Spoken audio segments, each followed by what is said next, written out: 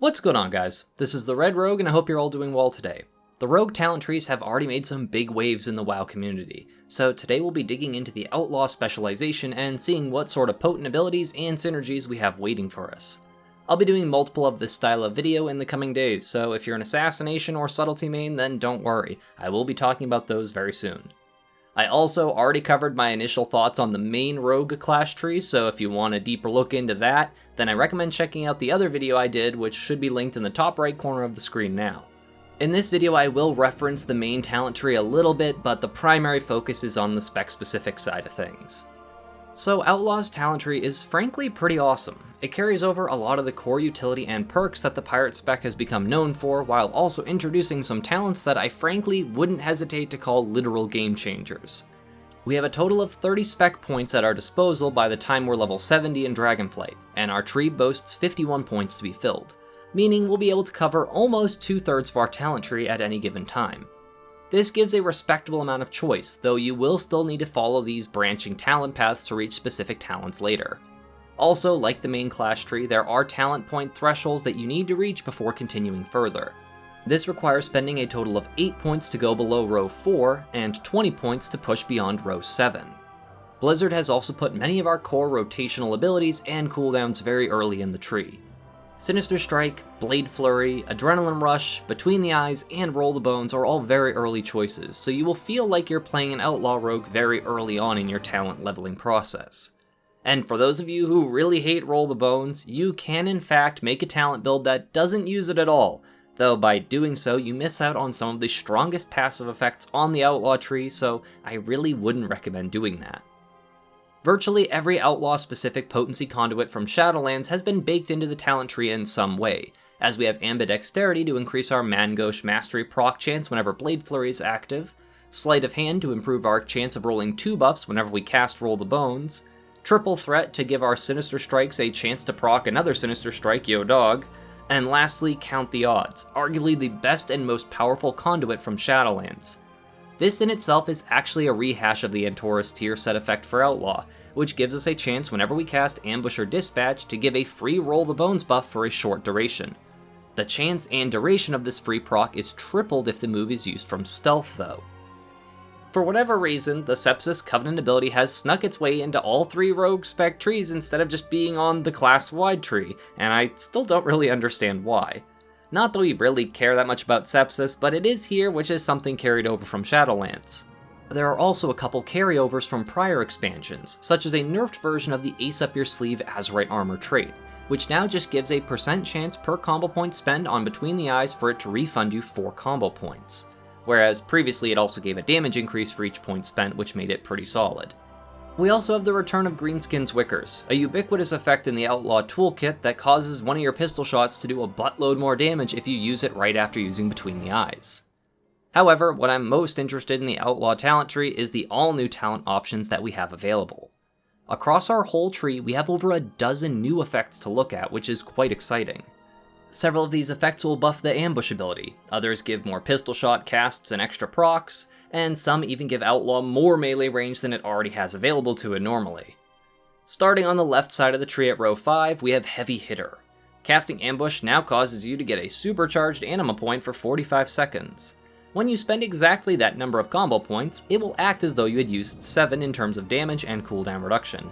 Yeah, so basically Ambush becomes Echoing Reprimand, except it doesn't have a cooldown.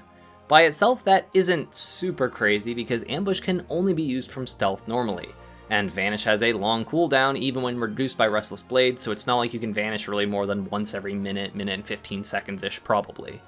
However, Audacity, the next talent right below Heavy Hitter and not the really awesome freeware audio program, causes your Opportunity Pistol Shot procs to have a chance of allowing your next ambush to be used out of stealth. Its chance of triggering is also increased by things that increase your Sinister Strike proc chance, so the Weapon Master talent would give you a 10% increase, plus your base 35% chance, as well as the Skull and Crossbones Roll the Bones buff, bringing us up to a whopping 75% chance of pistol shot, allowing 1 out of stealth ambush every time you proc it. That's not even the beginning of awesome stuff in this tree, as following this path downwards we have even more goodies. Taken by Surprise is a 2-point trait, giving a 10% or 20% haste buff while you're in stealth, and for 12 seconds whenever you leave stealth. This of course would apply to any time we come out of stealth with an attack, or if we use Vanish and come out of Vanish, that would also count too. And potentially this will also work with Shadow Dance. Even if this doesn't, it is a sizable haste buff trigger whenever we want to, as long as we have Vanish available to us. Lastly, as a capstone trait, we have Hidden Opportunity. Anything that grants Sinister Strike a chance to proc a hit now also applies to Ambush. Yep, so now you can ambush to get supercharged combo points, and you can use them out of stealth if you get a pistol shot proc or during Shadow Dance from the main tree, and they have a chance to double hit, meaning double damage, double combo points, and most likely double extra supercharged combo points for even more cooldown reduction and damage. Pretty wild stuff if it all works that way. Now, in between the left and main path is a buff to Slice and Dice, aptly named Slicer Dicer apparently. It's kind of a silly name, but I like silly, so that's fine by me. This is a pretty simple talent, and it just gives Slice and Dice an increase of 3% attack speed for every combo point you spend to cast it. Outlaw has access to up to 7 combo points if you choose to go into double deeper stratagems, one from the Outlaw tree and one from the main tree, so this means Slice and Dice will be a 71% attack speed buff, which can be a potentially pretty great talent. Next, we'll go over the middle path of noteworthy abilities. Restless Blades has even more stuff added to its cooldown reduction list of effects. Yes, seriously. We have all of our previous techs, such as Adrenaline Rush, Between the Eyes, Blade Flurry, Blade Rush, Ghostly Strike, Grappling Hook, Killing Spree, Marked for Death, Roll of Bones, Sprint, and Vanish. The new Keep It Rolling cooldown, which we'll be talking about in a bit, Sepsis, and Shadow Dance are all going to be on Restless Blades as well, which means we're getting 3 more DPS cooldowns added to our cooldown reduction list, which is pretty fantastic news. Now, this next one is a doozy of a topic, so I'll go over it briefly, but if you want a longer breakdown of Outlaw's new raid utility passive Restless Crew, I recommend checking my initial Rogue Talent Tree video I did a day or so ago. Restless Crew is a cooldown reduction passive that applies to all party members within 40 yards. For every combo point you spend, you'll reduce a major offensive cooldown by 0.2 seconds for everyone in the party. The list of effective moves is not yet known, but regardless, this is quite a mixed bag. It has the potential to be amazingly good, or it can be virtually worthless. There are a lot of factors, such as what cooldown will it affect, if the class you're buffing will even use their cooldowns early, or if they have to line them up with their other cooldowns, how long the fight you're in is, and frankly, I think it's an interesting effect that can have a lot of side effects and consequences to tuning, unfortunately, and I'm apparently the odd man out for thinking that it still sounds pretty awesome even with some of the downsides. This passive has already generated a lot of friction and resistance among the high-performing players, so we'll have to see what comes of it now that alpha testing is underway. Below Restless Crew, we have Dispatcher, and by the obvious name, it buffs the Dispatch finishing ability.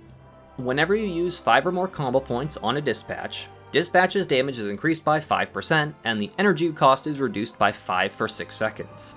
Being a 2-point talent, this effect will stack either 3 or 6 times, for a total of up to 30% Dispatch bonus damage, and dropping Dispatch down to a mere 5 energy. However, this buff lasts only 6 seconds, so it will need to be refreshed very regularly. A pretty fun way to buff finisher damage in my opinion, and with Dispatch currently being our highest damage source, it sounds really good.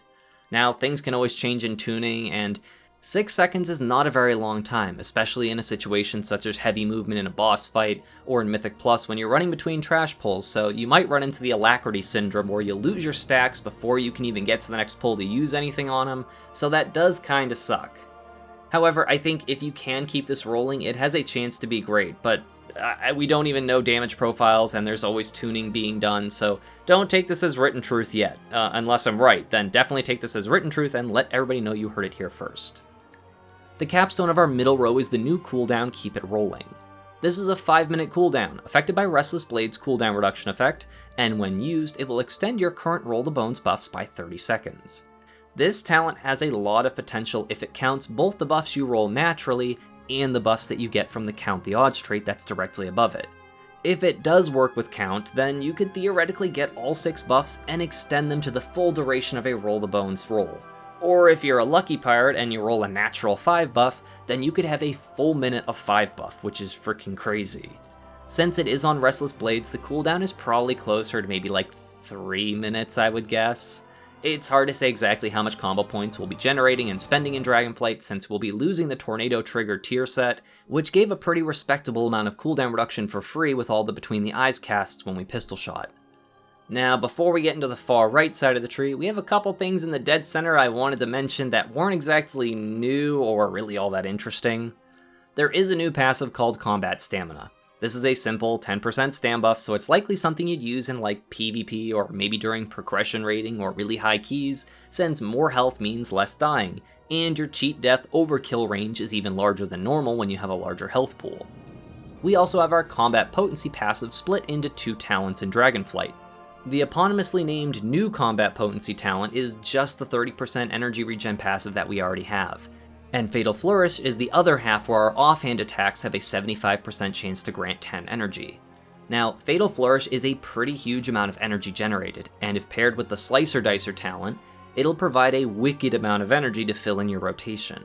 This is something people might not realize until they decide not to take it, but yeah, that offhand energy generation is pretty big to how Outlaw feels and plays in its rotation. There is also the Float Like a Butterfly talent, which was previously for PvP.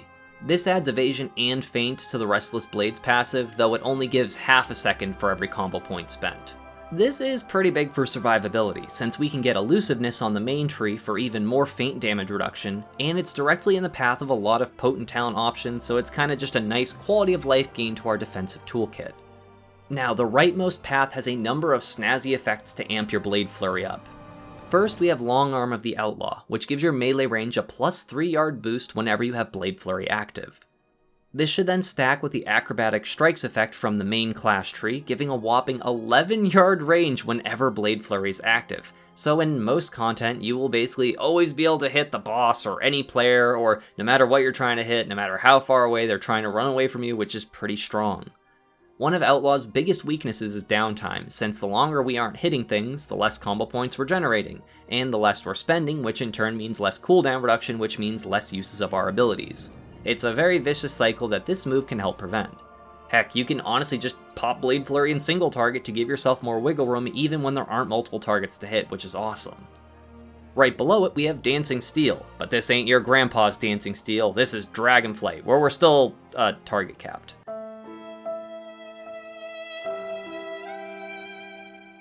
However, the target cap goes from 5 targets to 8 with this talent, and 8 targets is honestly more than enough for most dungeon content, unless there is some room with a ton of padding like, I don't know, Ardenweald of DOS or the beginning of Gambit.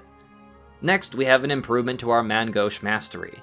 This talent is a 2-point stacker, and gives a 5% and 10% increase to Mangosh's proc rate respectively. While not anything super cool sounding since our Mastery stat has been bad for a very long time, by increasing the proc rate, it will most likely make our Mastery less terrible, which I appreciate. Now, you also have to fill this out anyways, because if you ever have a multi-point talent in a row, you have to complete both points in it to go down to the next thing anyhow, so you're kind of stuck taking this if you want the newest talent, Precise Cuts. Blade Flurry's damage will be increased by 3% for every target below the Blade Flurry cap, which should make Outlaw extremely potent on something like a 2-target boss fight. If we're talented into Dancing Steel, then our cap is 8 targets. That means at 2 targets, we should have an 18% increase to our cleave, bringing your Blade Flurry damage up to a whopping 78% on that second target. That to me is fantastic sounding, and it helps Outlaw be very competitive on smaller trash pulls and dungeons, while still being able to hit up to 8 targets when it needs to without any penalty. Frankly, I think whoever designed this talent deserves a frickin' raise because it's an ingenious solution to Outlaw's issues. Next, we have Fan the Hammer. Sinister Strike gets a 5% increased chance to strike again, and whenever it does, you gain an additional opportunity stack for Pistol Shot. This is a 2-point talent, so it goes from a maximum of 3 stacks holding to 6. Now, if all of these pistol shots are buffed by the Quick Draw talent way up near the beginning of this tree that you have to take to get down here, then this could be really awesome. The downside of this is if your opportunity effect still only has a 10-second buff duration, then there might be some weird like min-maxi store-to playstyle that goes into refreshing these stacks so you can use them as you need them, or it might just be more beneficial to fan the hammer, quote-unquote, as the talent is named, and just spam out all those pistol shots all at once so you don't waste any. I think that it might be a mix of both, especially since Greenskin's Wicker is the capstone trait right after this talent, so it could allow you to always guarantee a quick draw proc to use with your greenskins. Now, this is a lot of information to take in at once, and unironically, that was with avoiding a lot of the talents that are already things that we've had in our base toolkit that don't really need any explanations. Outlaw's tree has a lot of synergy opportunities depending on what Blizzard decides works with what effects. And outside of the random, like 10% stamina buff and sepsis, which can both be still plenty useful I'm sure in some situations, the whole tree and its talents make perfect sense for the spec. I would maybe have liked to see a passive that buffed Adrenaline Rush or something to make it more beefy feeling, but overall I'm quite happy, and I did think it was kind of interesting that they chose to go with a lot of ambush effects, as ambush isn't something we've regularly used as Outlaw for basically any of Outlaw's existence. Anyways, that's about it for this video, folks. I hope you enjoyed this peek into the Outlaw talent tree and all the cool options we have available to us. I will also be doing some short, build guide idea videos for now, just kind of messing around and thinking of cool ideas with all the synergy we have, but I kind of want to wait to put out the official ones later on, so you might see a few early ones just to kind of mess around. As always, my appreciation and gratitude to all of my viewers, and especially my patrons, who all help make these Shiba Shenanigans possible. Thank you all so much for watching. This is the Red Rogue, and I'll see you guys around.